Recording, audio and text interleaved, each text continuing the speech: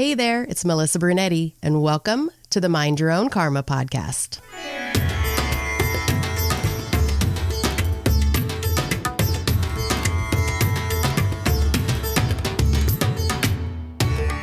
Hey there, Karma Crew. Thanks for joining me for another episode of Mind Your Own Karma, the Adoption Chronicles. Today, I have an adoptee story for you, Ryan Anderson. He was born in Morocco and raised from 6 months old in Edinburgh, Scotland. He is a transracial, transnational foundling and an LDA or late discovery adoptee. He traveled the world for a decade in an attempt to escape these challenges of being an adoptive person. Now he is more passionate than ever about raising awareness about mental health by sharing his lived experience. Here's my interview with Ryan Anderson.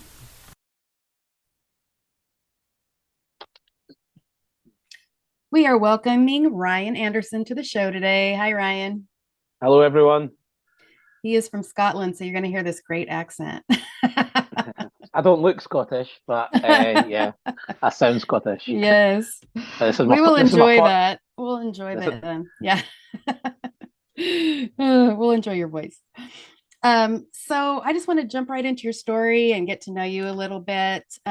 You say you were a foundling, so tell us what you know about your adoption and what were the circumstances. What do you know? Yeah, so I was born in Morocco, and a foundling kind of just the self-explanatory. I don't know anything. Don't know if I was born in a hospital, if I was born in. I think I've been told that I was found on the street, really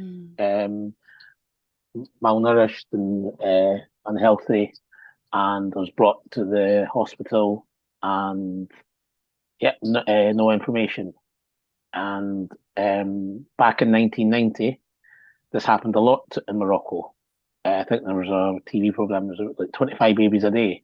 This happened to, and that can be because of poverty. That can be because the mums had an affair, and the religion that's not it's frowned upon, and they can get shamed. They can get in trouble from the police. Back then it was quite a serious matter. That's crazy that in the 90s that was going on. That's crazy. So, they've that's now cut down a lot to this day and age, which is good for so it doesn't happen to other people. Yeah. But then there's also people like myself who've got to live with that. And then also, if you even just open your mind, there's other countries, China, India, Korea, their adoption figures are more than Morocco. So it's quite happens all over the world. Yeah. Some countries can deal with it better, and some countries are not able to. And Morocco back then wasn't as it's quite a poor country. So yeah. And so that's all you know. I mean, and a lot of times, even in the United States, a lot of people are told, whatever their circumstances were about why they were put up for adoption. And a lot of times it comes out to be not true. So, you just don't know. You just don't know. Yeah. There was a figure that I seen that us adoptees were like between 1% or maybe 5% of the population. So then that's a minority. Yeah. So then me being a foundling, and then a minority within the minority. So at times that can be quite hard to deal with. But I'm doing my best to thrive under it. And obviously, I don't want people to think like about us. As much of a sob story I have got, I'm a positive guy, and I'm trying to do my best to crack on. And there's obviously that doesn't define me, does it? Yeah, no, what happened in the past. But how did that affect you when you first heard that you were a foundling? Yeah. So, being a foundling, then I was brought from Morocco, brought to Scotland, and my adopted dad, he's Moroccan as well, and so I didn't find out I was adopted until I was 18. So you were 18. I didn't guess because my adopted dad was the same colour as skin as me, and and so finding out at 18, it made me ashamed. I was also ashamed growing up because our family was different. Mm-hmm.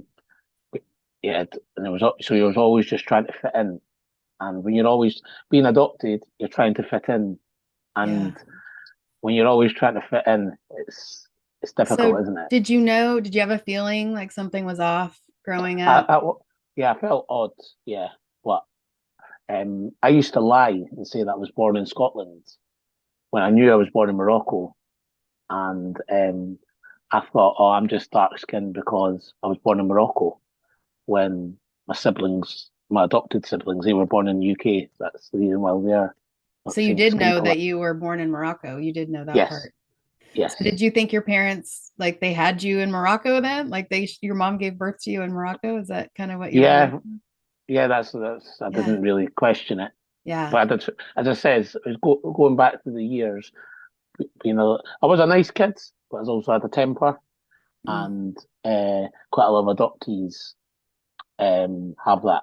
Hmm. So not everyone, but Yeah. it's known. So it's like when people are adopting, you've got to they've got to basically know what they're getting themselves in for. It's Yes. uh, and yeah, especially adopting a kid of color. If if their kid has dealt with any racism, have they got the tools, the answers to support them? Yeah. And if they don't, then that kid's just left to deal with it themselves. So Yeah. There's a it's lot of important questions. education. Yeah, a lot of education that needs to So I think at happen. least things are better now, but Yeah. it's quite you hear quite a lot in conversations about uh, people wanting to adopt, and usually people are adopting because something's happened to them in their life, Yeah. and um, but then there is a lot of great adoptions that's happened, and Yeah. there's also a flip side where there's not a lot. There is always So that conflict when that comes up in conversation. Say you're out somewhere and someone's saying, "Oh, we're going to adopt," and don't you have like all these thoughts roll through your head, like, "What should I?"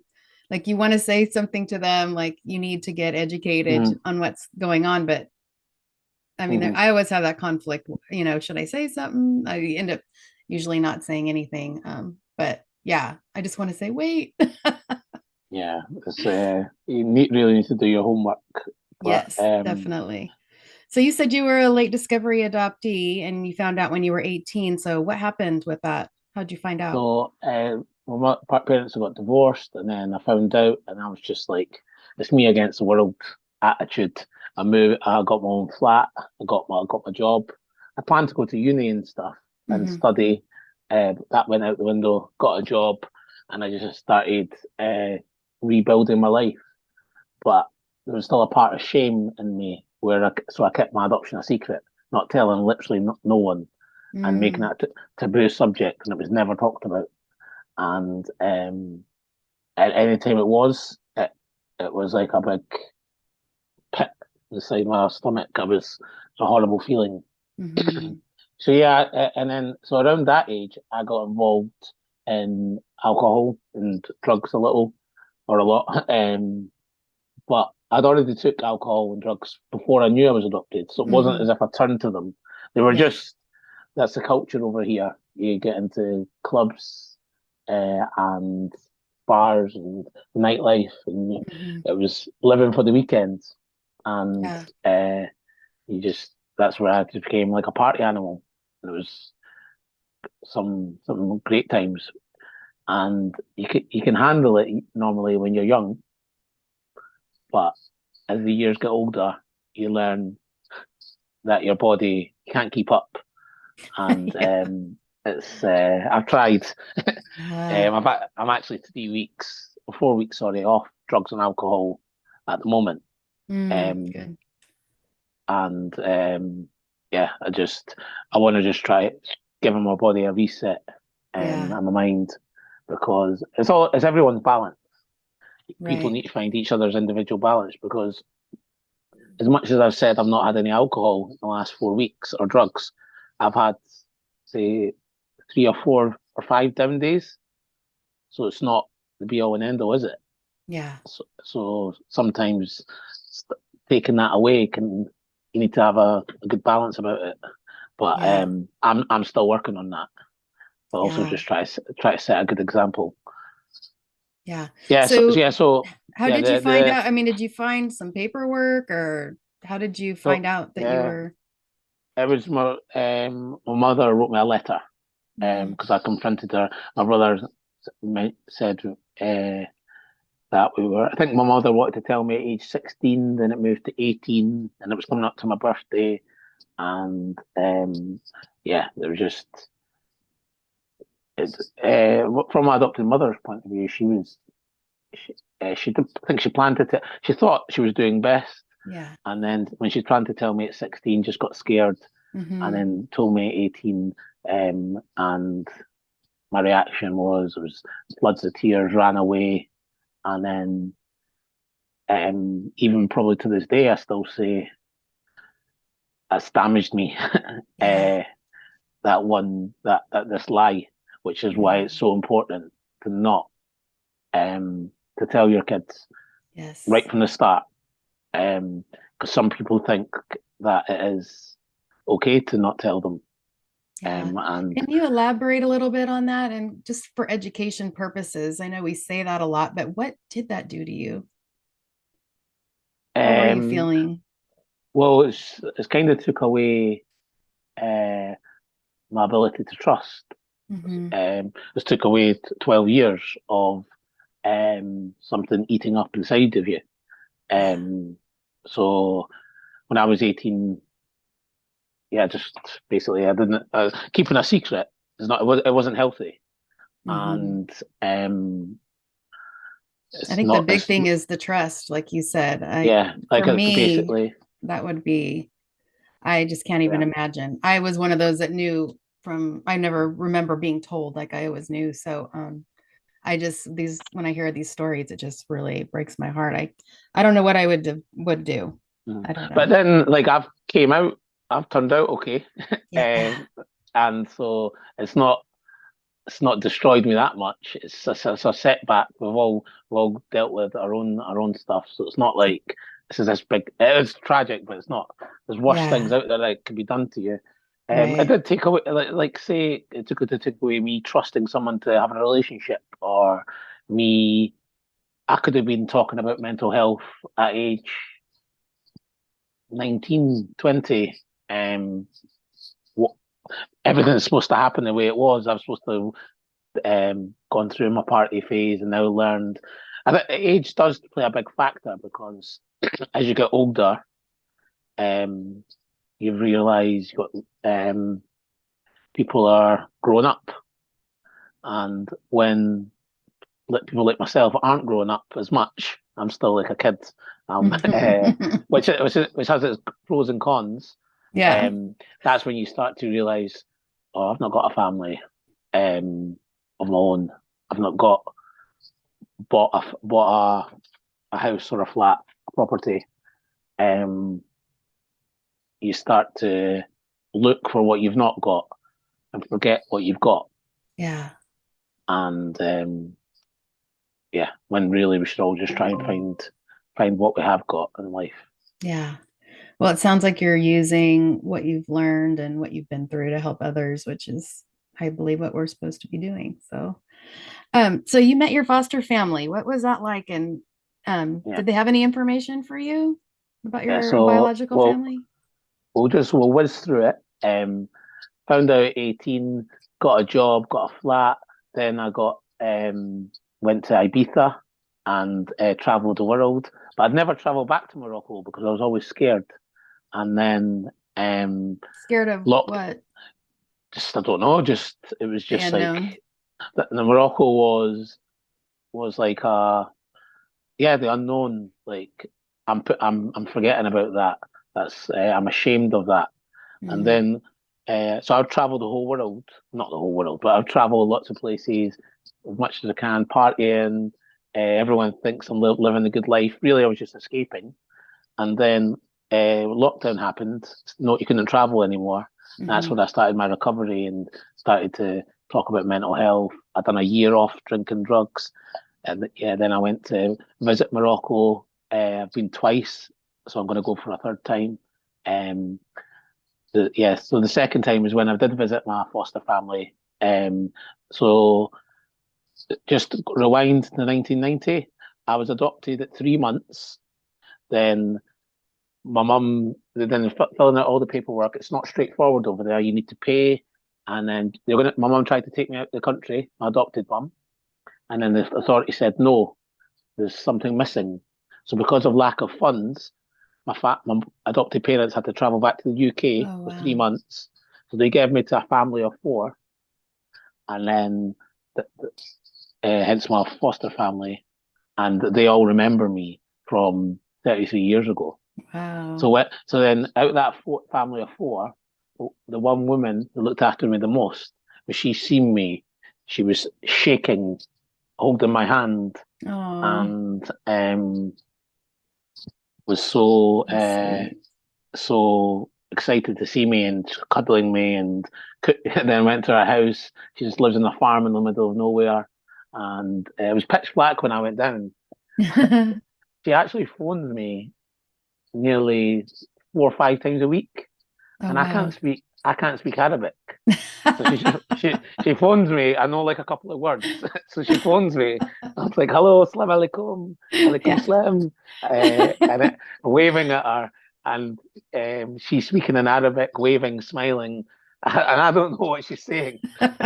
And Oh, so cute. she must be asking,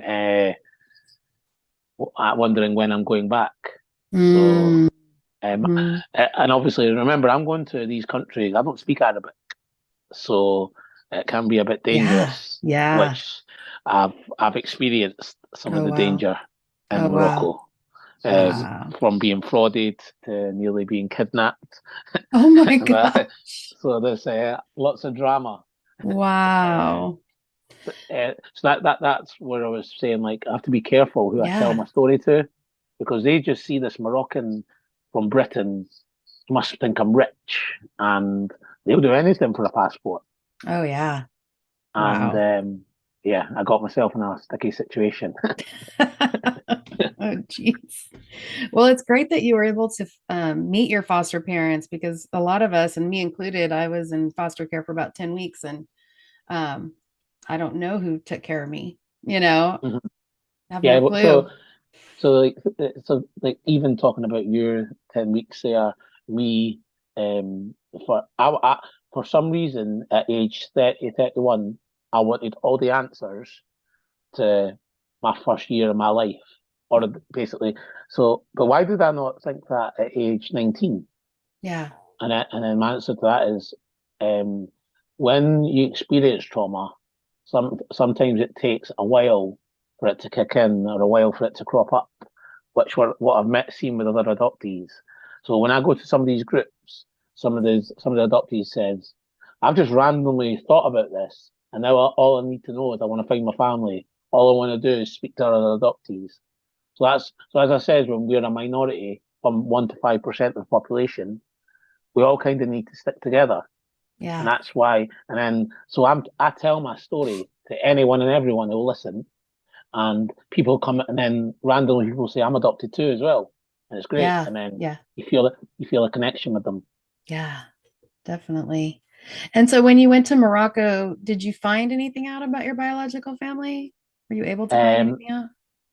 no, no, unfortunately not. So the way people usually search for family is they use the DNA sites. The two most popular ones are 23andMe and Ancestry. Mm-hmm. And I've done both of them, and my highest match is a third cousin, which is Oh. very low. Mm-hmm. So there's these people out there called search angels who look for you for free. There's companies that do it that you can pay, but there's these people who do it for free, and they think, Ryan, your job's too hard. The TV programs in the UK say, sorry, Ryan, Wow. we can't help you. So Mm. it's a lot of negative, like, so my story is a needle in the haystack, and I went to see, when you go to Morocco, you have to speak to the courts, and you have to speak to the registry office, and speak to the police. So when I went there, it's not a holiday. I'm turning up to about the hospital. The hospital are sending me away to send you to A to B to C to D. Mm-hmm. You're waiting in each places. You have to pay some money. I think it was nice to see my name in a book that says 1990, and then Mm. because my name was Ryan Anderson, but I was my mother gave me the name Rashid, and it's seen my name there, my adopted mother. Yeah. But sometimes there is hidden information in these files, and you need to ask the courts to get it. And yeah, so when they checked my file, they said no hidden information for you, and it's just like a needle in the haystack. Yeah. If by chance there might be something. So the only other ways I can look for my family is by what I call making noise, telling anyone and everyone. Yeah. I was on TV twice in Morocco. This was the first time I went. I just rocked up to the TV studios and says, "Hi, I'm trying to look for my family. Can you take my story?" And they went, "Yeah, no problem." I came down with a camera, Awesome. and they went, think of something to say in 2 minutes. Go." put me on the spot. But Oh my gosh. it's all right getting that bit of coverage, but then what happens when nothing comes of it? Yeah. So then you need to keep making noise, and sometimes you feel like an attention seeker. Mm. So yeah, there is another way of me looking to find my family is I've got an illness called Behçet's, and it's just a immune system. Randomly, I can be weak and affect my muscles, eyesight. Mm. Yeah, it's a very rare illness. So then I met I got a doctor who looked after me and gave me my jags and stuff. He's run some of my paperwork. He remembered me from 33 years ago. I found him Oh my in gosh. Morocco, and he says I told him about the illness, and he said that's a very rare illness. So he said he still lives in that city. So he said if I find anyone who has the same illness as you, there's a possibility that it could be related. So everything's just a waiting game. Yeah. Oh my All, gosh. all, all I'm doing is trying to get on TV, newspapers, eh, tell anyone who's Moroccan, and Yeah. see if anyone remembers um, having a baby in February 1990. Mm-hmm. And um, yeah, that's what chance have I got?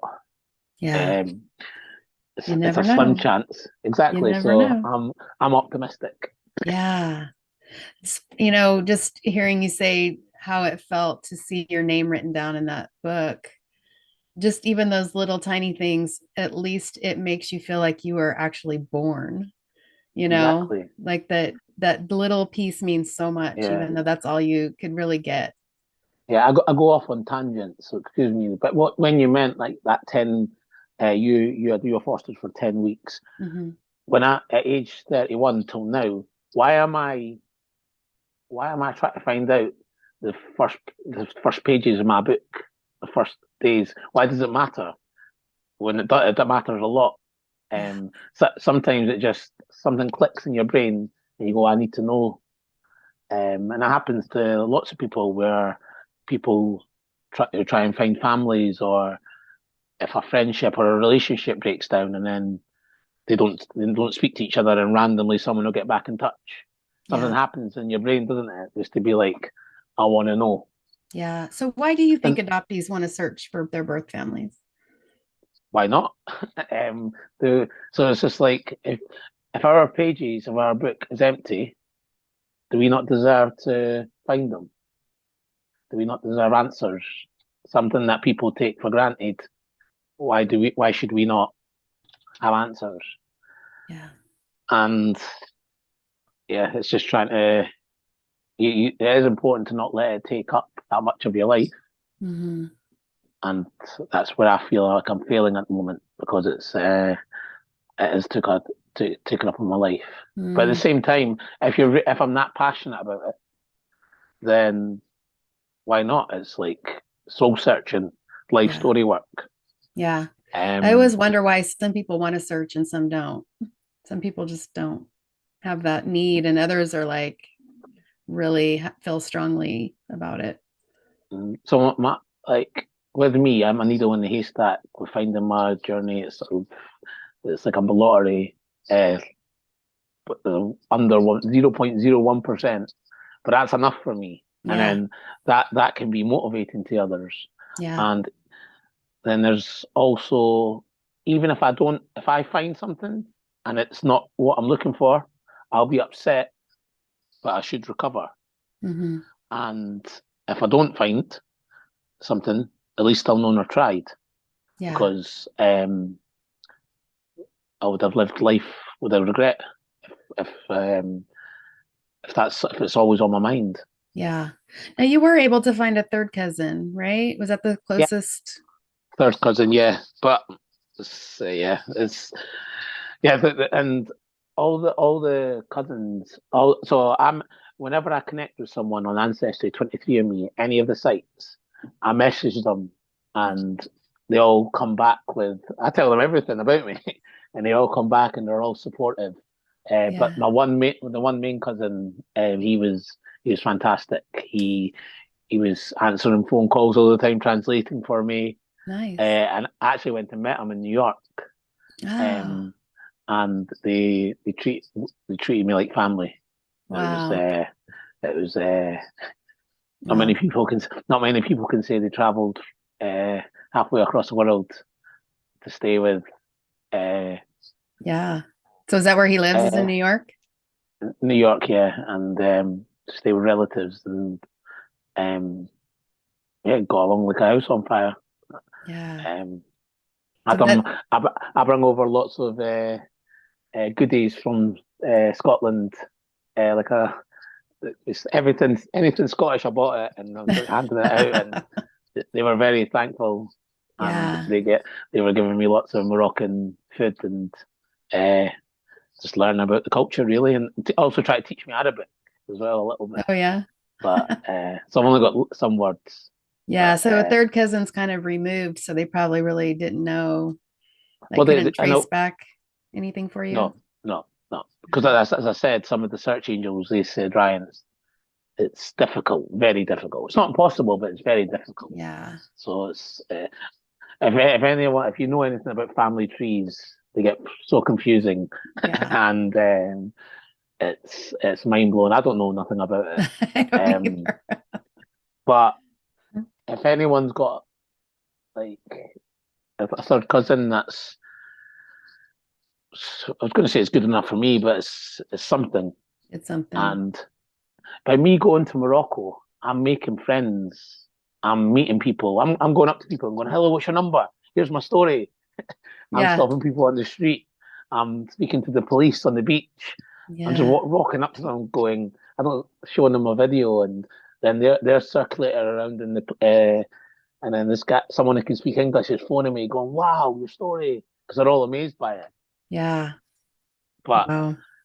everyone some Moroccans, they tell you that they believe that I'll find my family. They say, "Inshallah, God Mm. willing." Hmm. Um, but and then some people say, like I've had a few times say, "We found your mum, we found her," Oh and then gosh. it's a dead end. Mm. Um, and then there's also people who say, "I'm your cousin, I'm your brother," and then they just want Yeah. money. I was gonna say, are they just, yeah. Oh man. But Wow. it's a lot Yeah. to, because then the point is, what happens when I do find my family? Then how will I feel after that? My Yeah. mindset is I'll cross that bridge when I come to it. Yeah. But Definitely. that's why I feel different to other adoptees, because some have found their family, some it's went well, some it's not. And yeah, unfortunately, with us adoptees, we're bottom of the pile sometimes. Like the relationship goes straight, and then one minute it just get dropped again. Yeah. That's And kind of what happened to me. yeah, it's Yeah. can be tough to deal with at times. So that's why it's important us adoptees, with all the groups I go to, we all stick together. And I've got lots of adoptee friends who really care for me, Yeah. and I can be very stubborn, and I don't like to reach out or get help. Yeah. Um, I don't know. It's the man thing, really, isn't it? But it's So I went. were you ever in the fog the adoption fog? Did you feel like you ever were? Um, I wouldn't say in the fog, no, because I was always wanting to. Um, I never thought like my adoption was great. I never thought I was fine. Yeah. I was, I was. It was just one distraction after another, Mm-hmm. and yeah, I just, and it's still now. I do. I live quite a fast-paced life. Mm-hmm. It's just to distract myself, Mm-hmm. and I'm just a adrenaline junkie. I need to do crazy, spontaneous things just to distract myself. Yeah. So I wouldn't say I was ever in the fog, but and then the more I educate myself regarding mental health, regarding adoption, um, when I have my down days, I beat myself up because I feel like I should know better. Like Mm. it's when I'm not strong enough to fight away my negativity, or when I can't pull myself out of bed, or when I'm just thinking negative. It's feel like I should know better, but Yeah. I am I am coping more, and that that So that usually what about what do those days look like for you? And what's actually going through your mind? What are you thinking just on those thinking down days? thinking what job are you doing on this earth? Are you helping anyone? Why are you searching for your family? You're wasting your life. Um, yeah, yeah, it just feels like if you relive every mistake you've done. Um, when you set yourself goals and you're not moving as quickly as possible, you're beating yourself up. Um, if you're making mistakes, um, for instance, taking too much alcohol, too much drugs, um, that uh, can then spiral into not wanting to leave the house, anxiety, depression, and Yeah. then it's only yourself to blame because I, I fell into that trap. And when I've educated myself about it, I Yeah, it feel like I seems should. like you are an advocate for mental health now. And so Yeah, what advice do you have for people that are kind of going through the same thing? What helped you? but well, it's just basically find their balance in life, and that's balance. Whether if someone's taking drugs every weekend, just taking it every day, gradually reduce, or even do stuff to benefit their mental health, whether it's cold water swimming, exercise, socializing. I've got friends who are been clean for 5 years, some who have been clean for 6 months, some who are in a bad place taking it every day, and each person is different. They can't. It's not just I was able to stop for a year like that, and some Yeah. people it's better maybe just to reduce it. And some people just I got friends who just seclude themselves and hide away, just like what I do. And um, it's important to have like the right people around you, and obviously not just your own thoughts because that can be the worst, can't it? Yeah. So do you feel like you can heal from adoption trauma, or is that just something that we have to learn how to deal with? Yeah, I feel like I can heal. It's all about just trying to create your own family. So I've got lots of friends, got a good adopted family. My mum's great. Um, we all wish we had that perfect life where we had all our family around us and the best of friends, and sometimes you just have to make do with what you got. Some people haven't got family, Yeah. and then their friends are the family, and then people who haven't got friends just know that the support groups out there, for whatever situation you're in. Um, I go to a lot of stuff, mental health stuff related in Edinburgh, whether it's exercise classes just for mental health, whether it's going to meals. When I go to these meals, I speak to lots of people who've got mental health, and I do my best to have a conversation with them and just have the time, take the time out to chat to them and make them feel better. Yeah. And then that in a way makes me feel better. Yeah, just knowing that you're not alone is huge. Yeah. So the support groups really helped me. And yeah, just talking about my story. And I always like to put a spin on it. Like I've experienced that I'm going through. I've got a very, very tough task, but I'm still smiling. I'm still out enjoying life. Yeah. And I'm doing a lot of things alone because as I get older, I can't just pick up the phone and say, "All right, do you want to do this? Do you want to do that?" I go out and do it alone, and then Mm. then I get messages from people saying, "That's brilliant. I love that," and it's Yeah. spontaneous. So Yeah. obviously, sometimes even doing things alone. Because sometimes you're not going to have everyone to hold your hand, whether it's going to the gym, go for a walk. Sometimes you need someone, and sometimes you've got to do it on your own. Yeah, So that then, balance that you were talking about again. Yeah. yeah, Having that healthy balance. mhm. Yes. Yeah. So you just need, and it's very, very hard for me to do things alone. I would love it if I had someone just to come in and pick me up by the scruff of the neck and go, right, we're doing this. Yeah. And then I'm very stubborn, but I do that for others as well because I know what it's like to be in a dark place. But at the Yeah. same time, it's the balance again. I help a lot of people, but then sometimes I feel drained or I've done too much and I've soaked up too much negativity and then I just crash. Yeah. So I'm still working all that out because, um, yeah, just trying to know Trying your to get that boundaries and balance. stuff Yeah, definitely. because learning to say no is a big one as well because you feel like you have to say yes to everything, whether it's Yeah. someone asking for money, whether it's someone say, "We do this for me now," Yeah. and it's I know I have a you hard do, time saying no too. yeah. But Same. uh, Same. I'm always jumping in and I'm like, why did I just do that?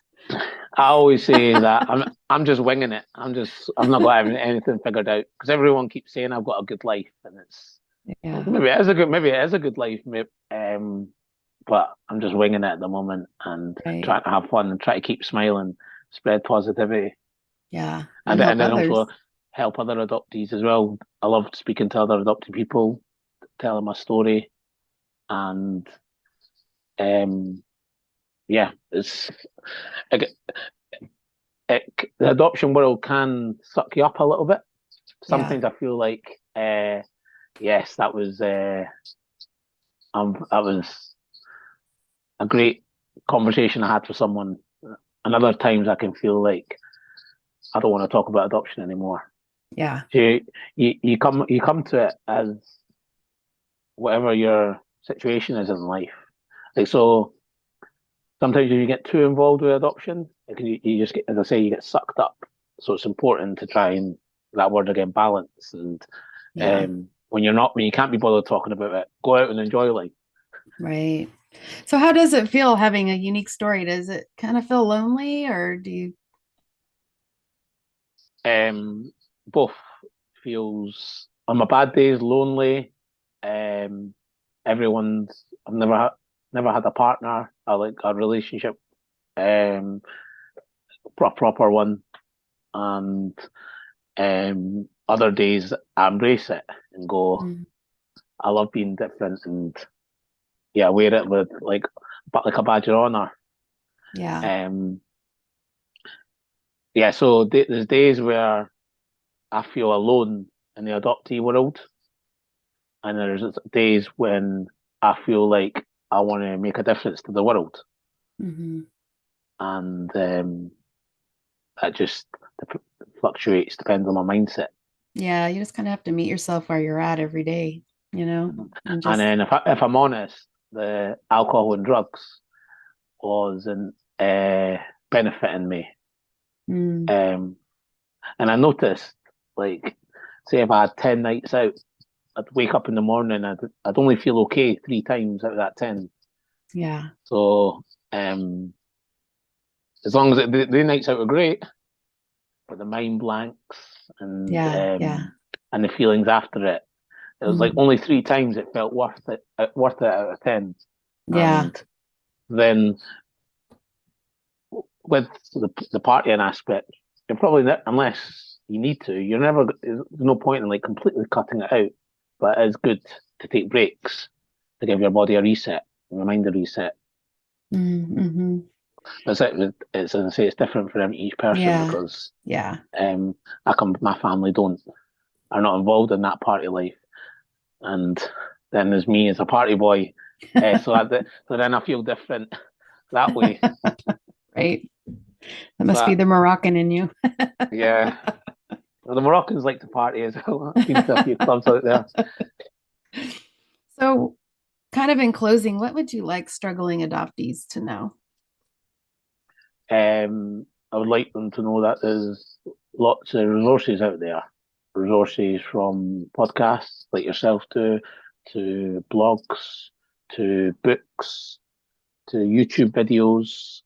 We can watch other inspiring adoptees or people like there's a guy called Paul Sutherland does a talk about adoption. There's support groups out there, online ones. There's also face-to-face ones, and they're not very accepting. There's loads of companies, organisations, and all this information is not very accessible. You have to research it. Mm-hmm. But then I want to be like, if you message me, I'll do all that for you. So I'm like I'm networking. I'm introducing people to be like, hi Ryan, I'd like to come along to a support group. No problem. These ones are available. You pick. Nice. And or I'd like to listen to podcasts. These are the ones I know. Mm-hmm. I'd like to read a book. Okay, here's the top ones. Any videos, any blogs. Yeah, You need to start there's a a lot. website of resources for adoptees. Well, I've got a spreadsheet that I've started, but I'm not very good at the IT part. Yeah.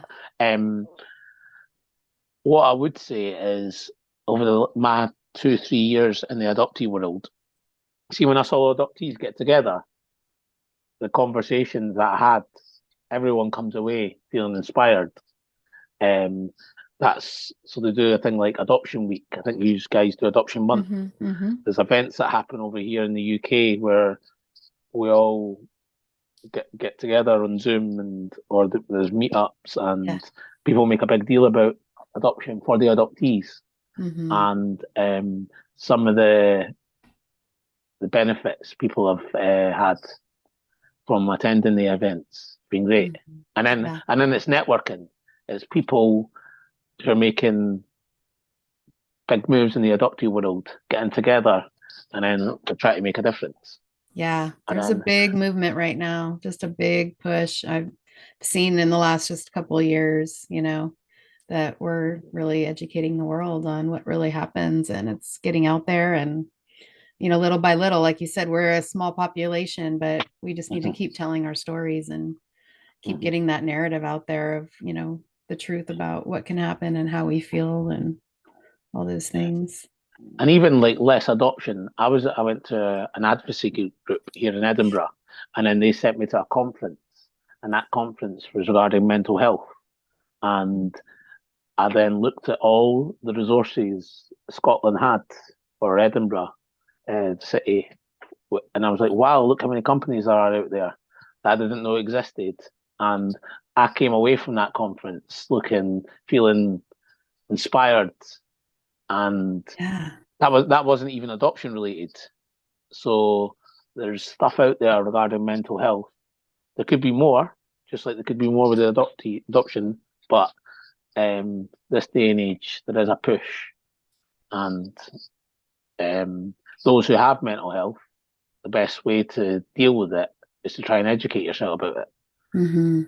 and that's what I'm trying to do. But Yeah. So how do we find you if somebody wants to get in touch with you um, yeah, and just has questions about any of those things you were just talking about or wants to find out more about your story yeah. or So I've maybe got knows your relatives? How do they get a hold of yeah, you? yeah. exactly. They come along to Morocco with me on a road trip. Yeah. No, so I've got a 15-minute YouTube video that just tells my life story. That's on YouTube. Hmm. Um, I've got a 20-page written version, which goes into more detail. I kind of over-explained in it, but that's only dating up to 2020, so I Hmm. still need to update it. Yeah. But kind of gives an insight of my life and my personality, and quite a lot of people said it's a good read. Yeah. And yeah, I do have Facebook and I got Instagram. Facebook Ryan Anderson. Instagram it's Pesci37. Pesci is my nickname. Okay. And on my Facebook, it's got a list of any time I was in the newspaper, any time a podcast I've done, any YouTube video, and yeah, whenever there's an opportunity to do a podcast or to do a survey, quite a lot of students like to do surveys regarding adoptees, or Hmm. wherever there's doing a film or a play, I'm the first one to put my hand up because I don't know why, but talking about my story or just trying to speak about mental health makes me feel like I'm doing something. Yeah. Because at the moment where I'm just not at a standstill with my search, I Yeah. feel I feel like I'm itchy feet. I should be doing something. So I'm very grateful for you having me on this podcast. So thank you. Oh, yeah, we'll have all those links in the show notes to get if someone wants to get in touch with you. And we didn't really get into the specifics of what you do know, like your birthday and all that stuff, just in case somebody that is listening, what do you know the specifics? Um, I was born in the town of El Jadida in Morocco on the 19th of February 1990. That's that's all I know. okay. And yeah, it's just if it, what I like to do is if you know anyone who's Moroccan, send them my story and see if they know someone who knows someone. And Uh-huh. that's the only way I'm going to find my family. Okay. And that I'm hoping might Yeah. work. Yeah. Positive thinking, Yeah. law of attraction kind of stuff. Yes. Yep. And if it doesn't, at least I tried. But Yeah. let's think positive, and it will. And Wow. and and I've got to understand it won't happen overnight, will it? These things take time. You never know. Just like with all adoption people, like Yeah. some people spend years looking for the family, Yeah. but Well, there is. Ryan, I hope you find that needle in a haystack. I hope Fingers it crossed. comes tomorrow. Yeah, Let that's us it. know. Keep us Uh, updated. And thanks for coming on and telling your story. nice one. Thank you for having me. Take care. What a unique story Ryan has. And I just hope that he does find that needle in a haystack and finds some of his biological family.